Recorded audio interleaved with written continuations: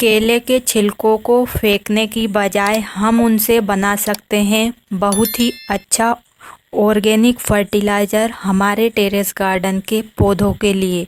तो जो भी इस तरीके से केले के छिलके निकलते हैं उन्हें मैं संभाल कर रख लेती हूँ और इससे मैं फर्टिलाइज़र बनाती हूँ। तो आज के इस वीडियो में मैं आपको बताऊंगी कि आप बिल्कुल आसान तरीके से अपने घर पर केलों के छिलकों का फर्टिलाइज़र किस प्रकार से बना सकते हैं। तो मेरा नाम है उर्मिला, आपका स्वागत है हमारे YouTube channel village terrace garden में। अगर आप पहली बार हमारे वीडियो देख रहे हैं तो हमारे चैनल को सब्सक्राइब करें और वीडियो को लाइक करें इसी तरह की और वीडियो देखने के लिए। तो केले के छिलकों का पानी अगर हम हमारे पौधों में देंगे तो पौधों में फल फूल ज़्यादा मात्रा में आएंगे और बहुत ज़्यादा बीमारी हमारे पौधों पर नहीं लगेगी। तो केले के छिलकों का फर्टिलाइज़र बनाने के लिए हमें चाहिए होंगे केले के छिलके। तो मेरे पास इतने सारे केले के छिलके हैं। तो इन केले के छिलकों को आपको इकट्ठा करके रख लेना है और अब आपको चाहिए होगी एक बाल्टी। तो मैंने ली है ये एक बाल्टी। बाल्टी के अलावा आप और कोई बर्तन भी ले सकते हैं और उसमें आपको डाल देना है जितने भी आपके पास केले के छिलके हों उन्हें। छिलके डालने के बाद अब हमें इसमें डालना है पानी। तो पानी इतना डालना है कि ये जो केले के छिलके हैं वो सभी पानी में डूब जाएं। तो इस प्रकार से आपको कम पानी ही यूज करना है अभी। तो मैंने इतना सारा पानी इसमें डाल दिया है। तो पूरे छिलके हमारे पानी में अच्छे से डिप हो गए हैं।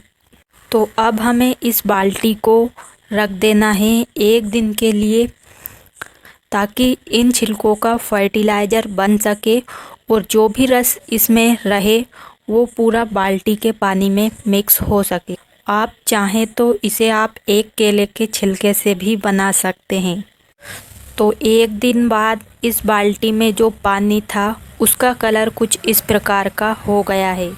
तो जो भी इन केले के छिलकों में रस था वो पूरा इस बाल्टी के पानी में अच्छे से मिक्स हो गया है।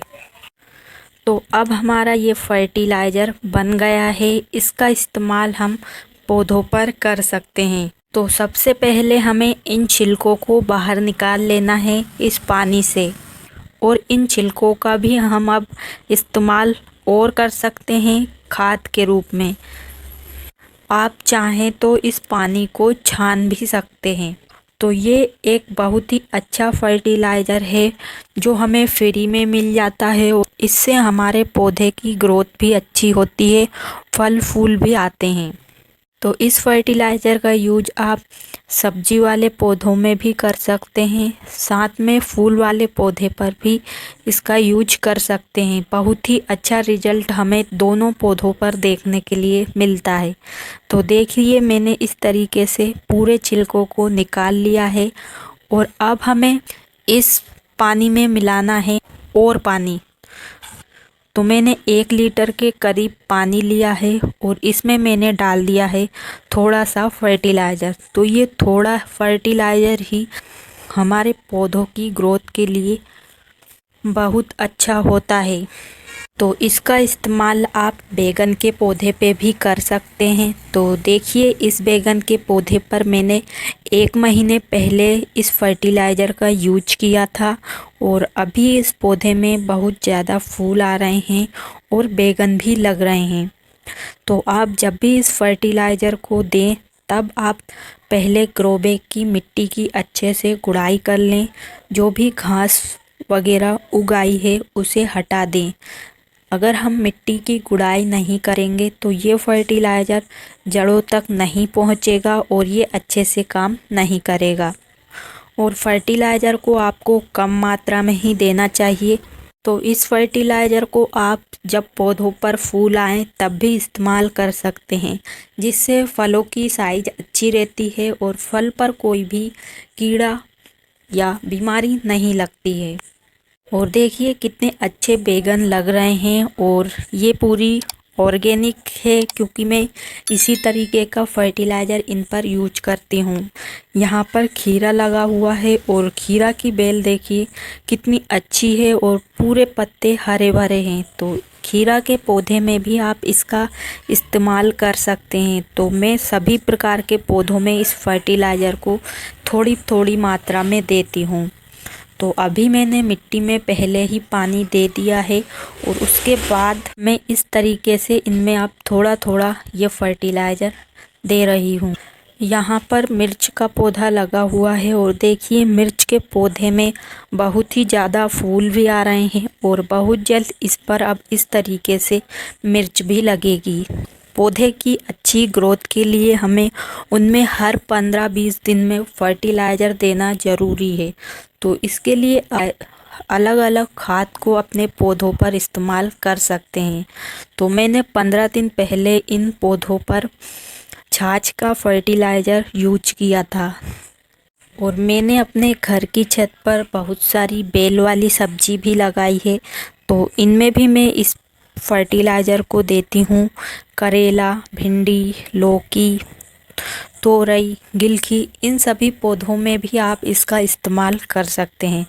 और देखिए कितनी अच्छी सब्जियाँ इन पौधों में लग रही है और ये सभी पौधे मैंने बोरी में ग्रो किए हैं और कम मिट्टी में लगाने के लिए मैंने नीचे ग्रो बैग में गार्डन के ही सूखे हुए पत्तों को भरा है ताकि नीचे हमारा खाद भी बनता रहे और ऊपर हमारी सब्जियां भी ग्रो होती रहे। तो देखिए अब इसमें इस तरीके से सब्जियां भी लग रही है और नीचे इस ग्रो बैग में अब खाद भी बन चुका होगा। तो दोनों काम एक साथ हो रहे हैं जिससे हमें अलग से खाद बनाने की ज़रूरत नहीं होगी। और जब हम इस मिट्टी को पलटेंगे तो उसमें से हमें ढेर सारा खाद मिलेगा और फिर हमें मिट्टी में बार बार खाद मिलाने की भी ज़रूरत नहीं होगी। और सामने की साइड मैंने लगाए हैं फूल वाले पौधे। तो इन पौधों की ग्रोथ देखिए कितनी अच्छे से हो रही है इसी ऑर्गेनिक फर्टिलाइज़र का यूज करने से। तो केले के छिलकों के जैसे ही कई प्रकार के खाद हम छिलकों से बना सकते हैं। जैसे प्याज के छिलकों का भी फर्टिलाइज़र हम इसी प्रकार से बना सकते हैं। चाय पत्ती, लहसुन के छिलके, नीम के पत्ते, इन सभी चीज़ों का हम फर्टिलाइज़र के रूप में प्रयोग कर सकते हैं हमारे घर पर लगी हुई सब्जियों के लिए। तो इनका यूज हम करेंगे तो हमें मार्केट से कोई भी खाद खरीदने की भी ज़रूरत नहीं होगी। साथ में हमें कोई भी फर्टिलाइज़र, कोई भी कीटनाशक नहीं लेना होगा और इसे बनाना भी आसान है। तो ये खाद एक फ़ायदा नहीं बल्कि बहुत सारे फ़ायदे हमारे पौधों के अंदर करते हैं।